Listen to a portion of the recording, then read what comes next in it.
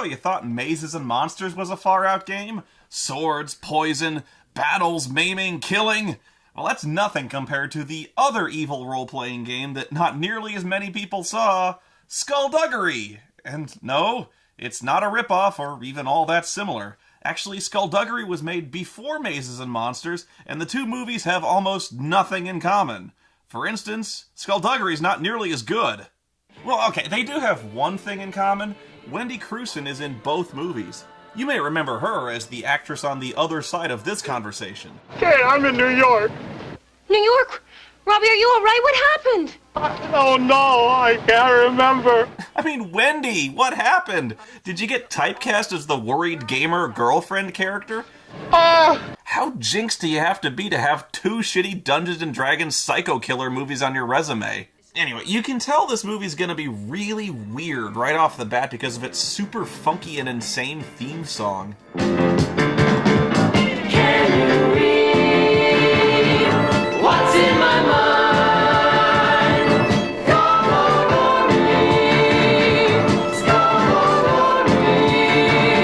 It must have been really hard coming up with lyrics. I mean, what the fuck rhymes with skullduggery? Dull thuggery, ass buggery, motherfuckery. Ooh, why, it does appear there's skullduggery afoot after all. Either that or it's some kind of medieval-themed cooking show. And then you slow roast the lamb for 45 minutes at 350 degrees. Now here's a casserole we started cooking earlier, just garnish with parsley. Mwah, delicious. Spirit of evil, dedicating ourselves to thee, we give thanks. Oh, forget it, our cult sucks. Nobody shows up to meetings anymore. Our spirit of evil's just a creepy rubber jester mask we bought at Walgreens for $7.99. Skullduggery, this script is terrible. Shall buy the armor from Italy. I didn't do it. Power is now in these hands, Adam. These hands, which... Oh, hang on. You can't really see my hands back there. Let me just get down there, step over this dead body. I'm so sorry about that. I'm just trying to be dramatic. You will be given a choice. To play or die. Pick a card. Any card. Now, we've never met before, have we? You must choose. But beware. One of the fruits is poisoned, and if you choose it, the cards will indeed hold the truth. Shouldn't this guy be calling for guards or running for his life or something? They give him a 50-50 shot at eating a poison apple and he's just rolling with it? And then she just stabs him in the heart with a hairpin? I don't know, this footage is so absurdly dark, I can almost never tell what's going on.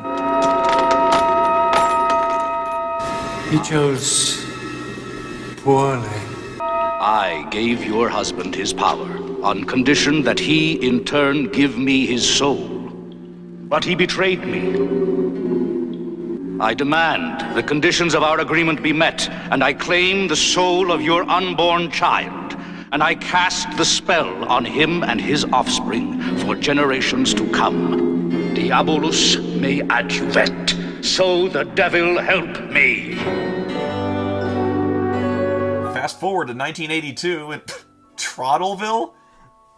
You're gonna have to give me a state on that one, movie. I can't say I've ever passed through Trottleville.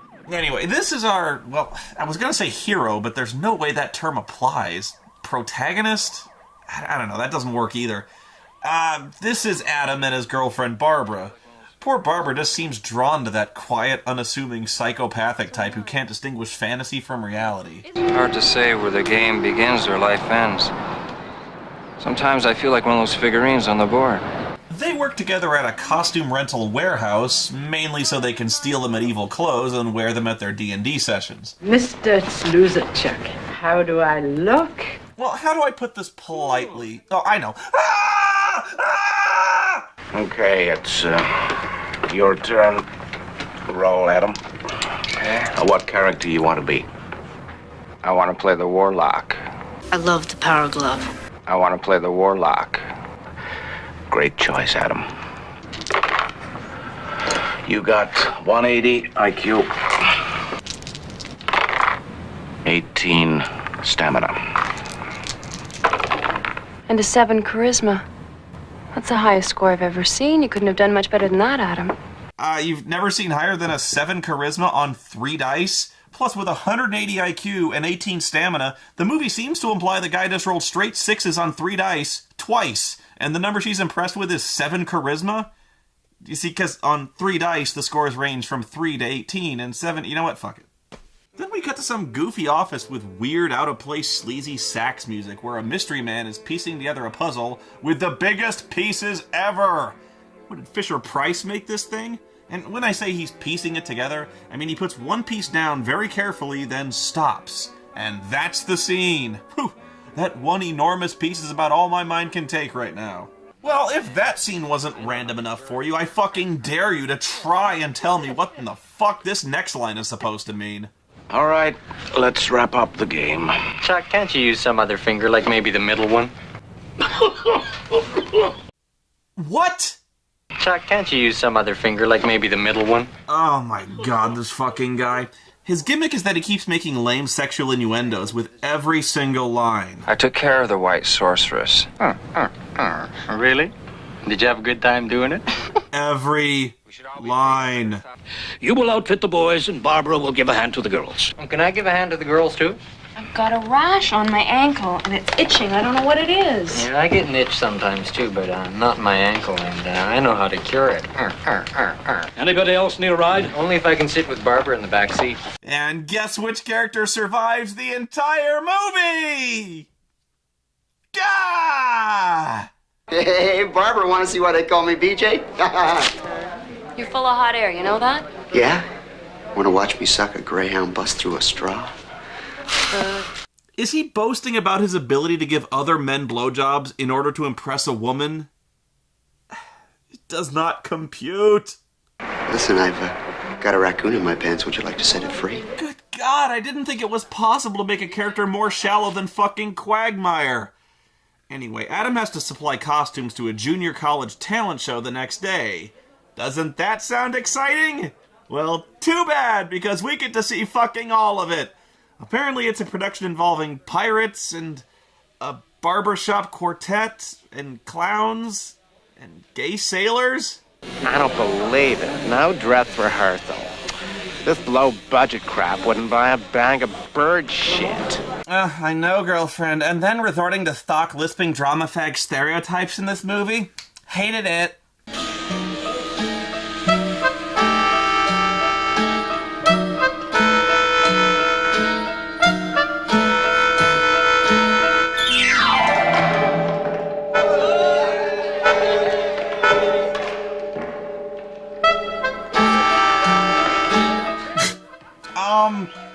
Okay. I can't believe I have to recap what's going on here. So, a fruity magician in a top hat appears, waves his magic wand around, and then makes beer appear and turns the bowl of cotton balls into tortilla chips, although I had to watch the scene 3 times just to realize that. The editing is so bad, it's hard to tell anything changed at all in this scene. But what kills me is, nobody in this room seems at all shocked by a literal miracle occurring in this room akin to Jesus with the loaves and the fishes. Dude just made beer out of nothing! It's the greatest power imaginable, and they're just like, hey, that's kinda cool, whatever. What happened here was a miracle, and I want you to fucking acknowledge it! Okay, what the fuck? Now there's a janitor with a tic-tac-toe board on the back of his jumpsuit. It's like someone came up with character concepts by throwing magnetic poetry against a fridge. Is that still a thing? Magnetic poetry with the words you put anyone? God, I'm getting old. Well, strap in, folks, because this movie has more lame talent show footage than the incredibly strange creatures who stopped living and became mixed-up zombies. The first and the best, the one and the only, Simcoe, the magician. He really gets a lot of mileage out of that tipping his hat thing, doesn't he?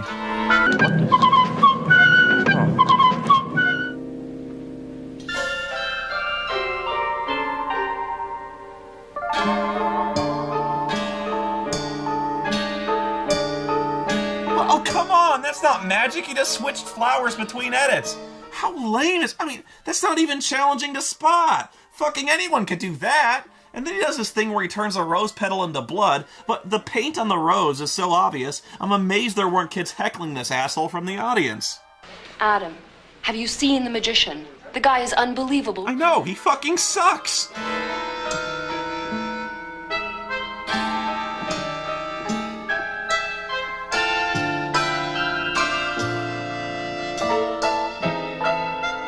Oh my god, this guy is a freaking sorcerer. How do he do that?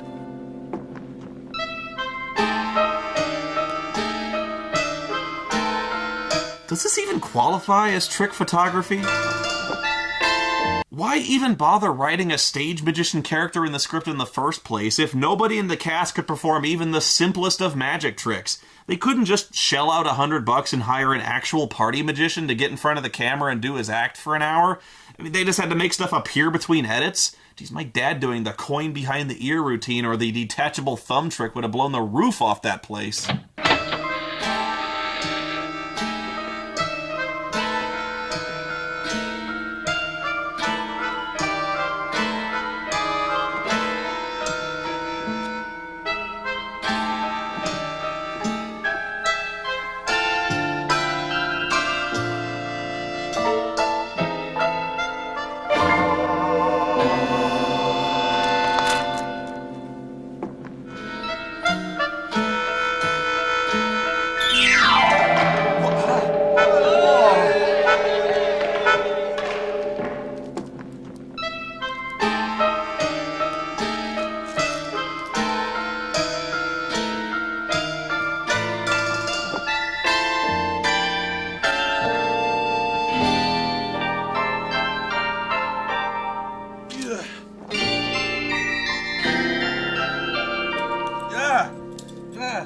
What the?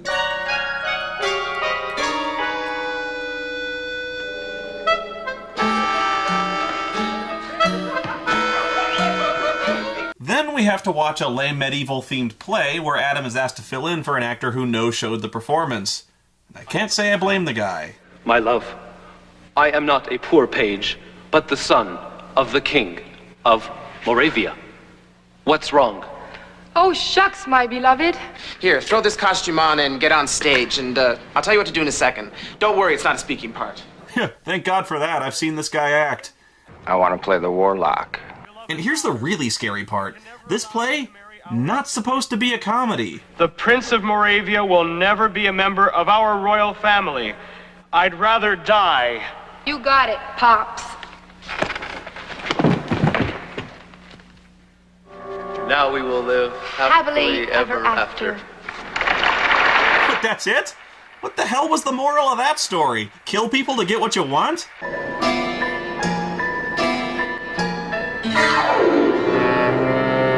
What the hell? Jesus, Bob, check the fuse box. Then for absolutely no reason, Adam starts following one of the actresses around backstage and tries to kill her with his prop weapons. I guess it's implied the magician cast a spell on him to do it, or there's an evil puppet that makes him do it, or the guy with the puzzle, or maybe the janitor with the tic-tac-toe board on his back, and I don't know. And yeah, he has a real functional bow and arrow.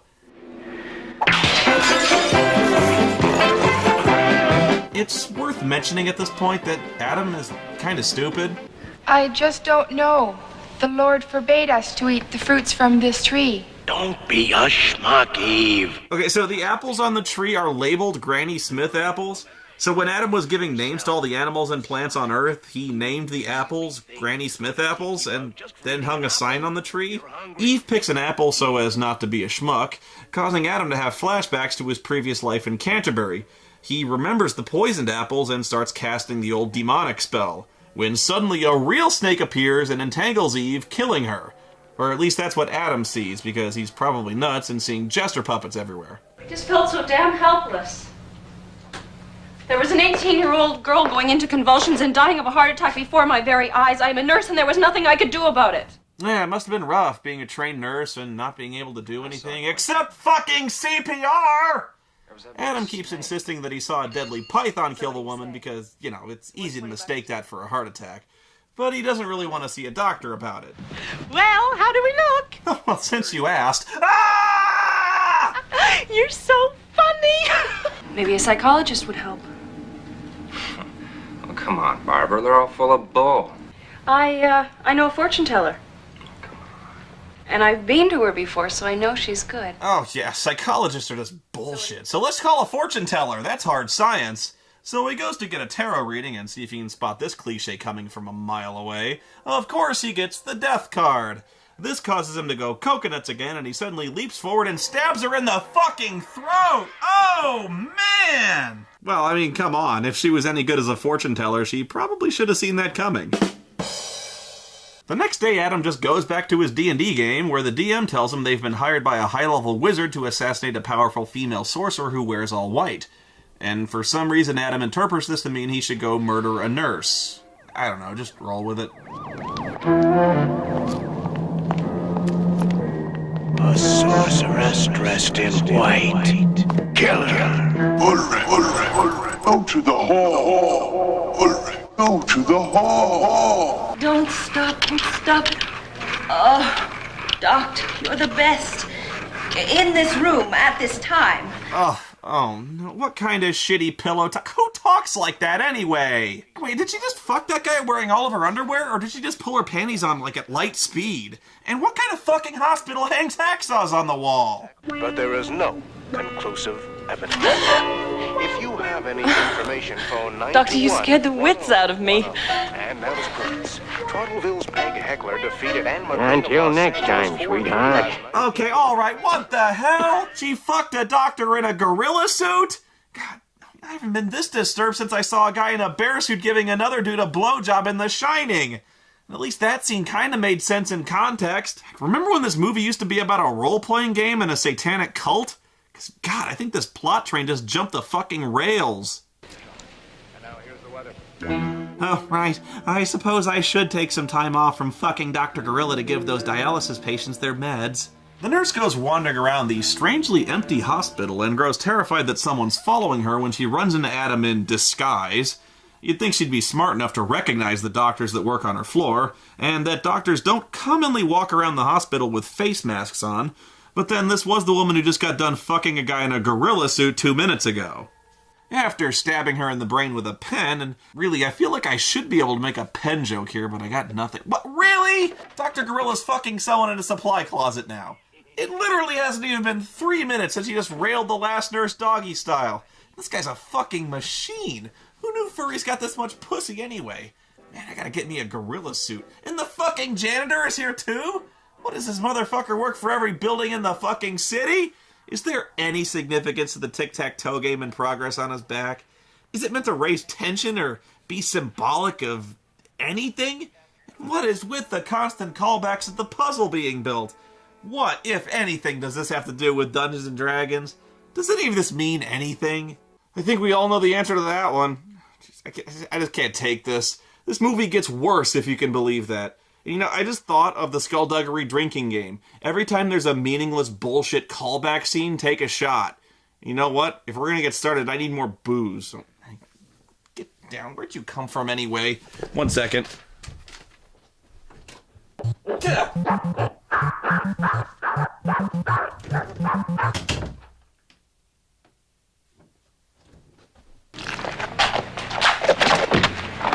Are you hurt? Just my ego? Turn around, show me your ass. Listen, you can't go out in public like this, but I could give you a ride. Yeah, I'll bet you could. Or maybe you already have someone who can clean you up. You know, granny, wife, nanny, girlfriend? Not even a girlfriend. Well, I guess I'll have to take you home with me. I've seen slutty nurse pornos on Cinemax that didn't have this many slutty nurses in them. And why is she instantly attracted to Adam in the first place? A clumsy, average-looking oaf. I need this man's cock inside me stat. The nurse takes Adam back to her place to press his pants. No, seriously. She leaves work to do this. Since I'm ironing, I might as well do my uniform. Okay, really, dude, what does she need to get through to you? A flare gun? Maybe we should...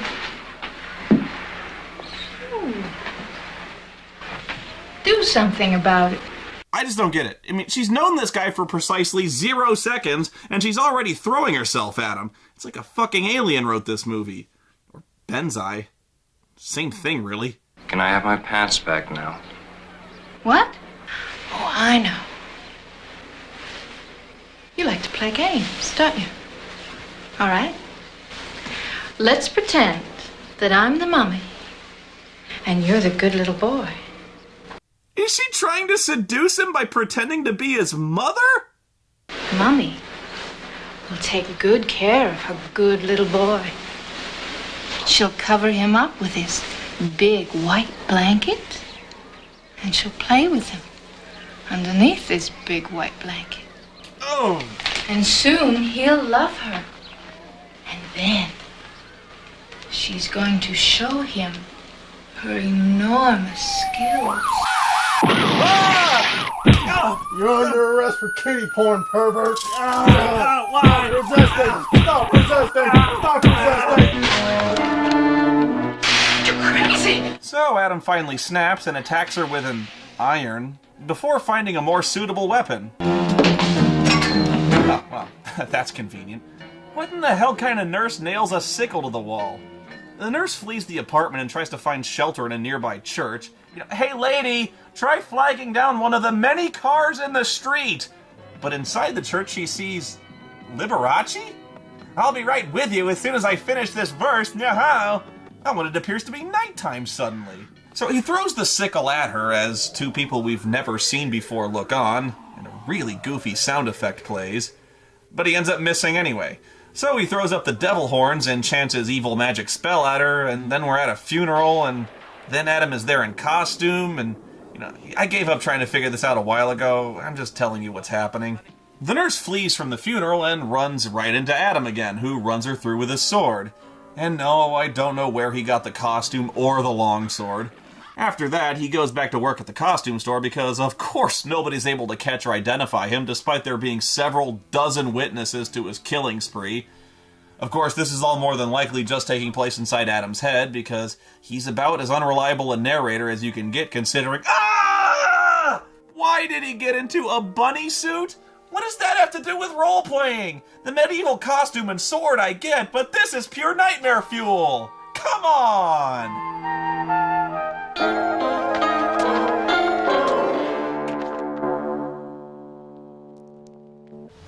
All right. Let's get on. You are challenged by the Apostles of Hell. Dude, that's awesome! The Disciples of Hell? That's totally what I'm gonna call my band! This is their sign. So how do we handle? Slay them violently, one after another. And if we don't? They'll do it to you. Who's their leader? The devil himself. Where can we find them? At the Villa Evil. The devil lives at the Villa Evil? He couldn't do any better than that? Exodus from Ultima 3 lived in Castle Hell, and he surrounded it with a lawn that would fucking kill you. This place is guarded by a gay cop and one of the droogs. And so Adam just leaves the D&D game and goes to this party because there really is a place in town called Villa Evil. It's called that because it's owned by Dr. Evil. No, I'm not kidding. Mr. Burton, I'm Dr. Evil. Who in the hell goes to a party hosted by Dr. Evil? Tell me, Mr. Burton, what fantasy would you least expect to find realized tonight? I don't know, a Transformers movie that doesn't suck ass? So, Dr. Evil apparently casts a spell to charm a woman into seducing Adam into his satanic cult. But of course, Adam is on his much more righteous mission, killing helpless women with a fucking meat cleaver.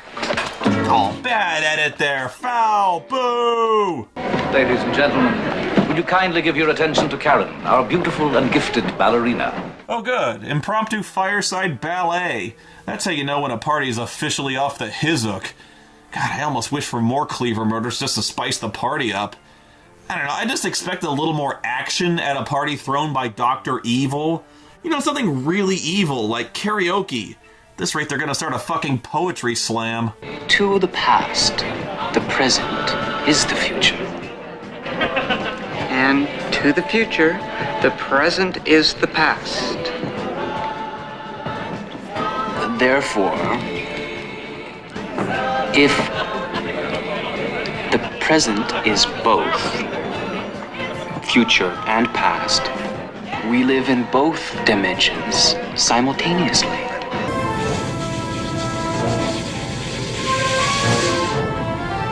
Oh, wow. Dr. Evil decides to send his ballerina down to seduce Adam in his dungeon, because of course he has a dungeon. So he kills her with a conveniently placed steam valve that literally incinerates her down to her skeleton. God damn, the Predator didn't even manage to do that right on his first try. Adam's a fucking beast, yo! Didn't even burn his hand or anything. Man, at this point, Adam's racking up more stealth kills than the fucking guy from Splinter Cell. Adam then dresses like a knight. Seriously, he brought a suit of armor with him, too? And even though he's completely mute with not a square inch of his body visible, still somehow seduces several women on the dance floor, including this friendly hula dancer. She takes him somewhere private, because, apparently Villa Evil is full of private places to kill people, and suddenly she gets jumped by the two door guards who attempt to rape her. Funny, they just didn't look the sort to be into girls is all. So Adam impales all three at once with a fucking spear. And you gotta admit, this guy gets results. I mean, damn! Jason Voorhees couldn't have pulled that shit off. Then Adam gets into yet another costume, pretending to do a magic act where he brings two of the ladies on the stage and then just leaves. That's all that happens. And then Robin Hood shoots the jester puppet with an invisible bow, and then a cross bursts into flame somewhere, and then we see the puppet and one of the women drown in a fish tank backstage. Then somewhere the guy finally finishes the puzzle, who's revealed to be Dr. Evil, who I thought was supposed to be in the crowd. Ah, that changes everything, because Dr. Evil was the guy finishing the puzzle that in no way tied to the plot. Ah! Then it's the next day when the police are cleaning up all the bodies when, okay, seriously, movie, fuck you and your janitor if you're never going to explain his presence or his fucking significance. What film school dickhead shat out this script anyway? Dr. Evil leads the cops straight to Adam because the guy was such a dumbass he left his business card in the dressing room. But because the cops are also idiots, they all immediately split up to search the warehouse alone and well out of sight of one another where they're easily picked off. And somehow Adam's getting away with this dressed in a sparkling gold opera costume. Not the finest hour for the Trottleville PD.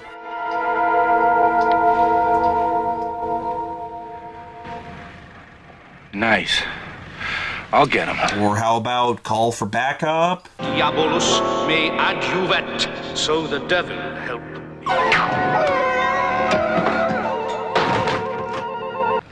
You take care of Herring. I'm going after that son of a bitch. No, don't. He might kill you. Let's go together. My God, son, that's brilliant. You're gonna be chief of police one day. No, Jones, don't shoot. You're not gonna kill me, you bastard. You're under arrest. Stop, police. Fuck it. But it turns out the suit was empty except for the puppet. What a twist. Adam has disappeared, but the game must go on. And so the players assemble the empty suit of armor in his chair as they play, because we must honor our dear friend. Say what you want about him violently murdering about a dozen people with medieval weaponry. Played a damn fine game of D&D. We'll miss you, Adam. And we shall let Adam throw for the first character.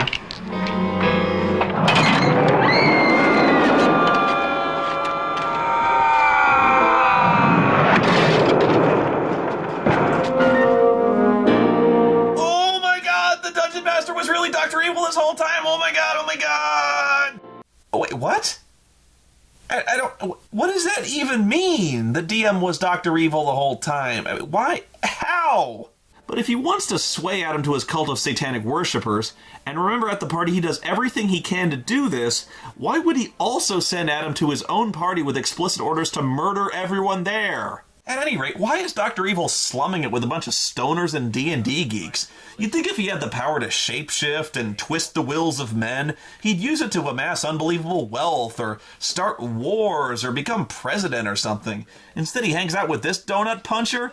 Don't even ask me how he's killed off so easily with it. Hey, wait a minute! This guy's flipping us off! What? Dude! Fuck you too! Fuck this movie with both fists, man. This is the most unbelievably pretentious garbage I've ever seen in my life. Was there any kind of moral to this movie? Was there any kind of protagonist to speak of? Adam doesn't really count as the protagonist because he's basically brainwashed from the first scene of the movie and has no free will of any kind.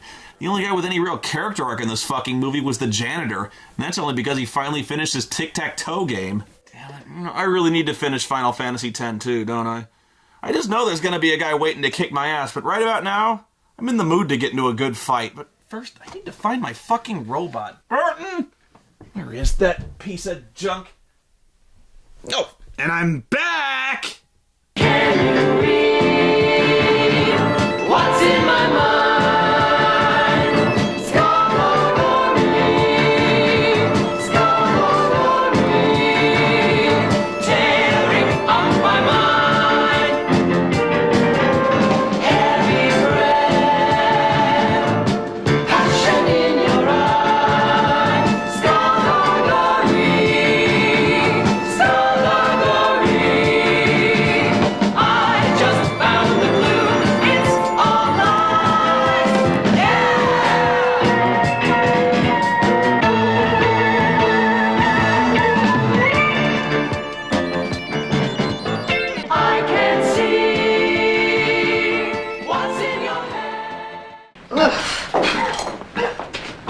It's on fire.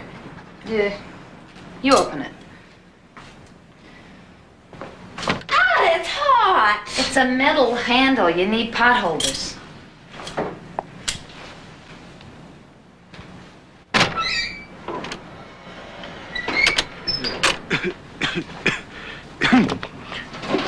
Oh, wow, a roller skate, man.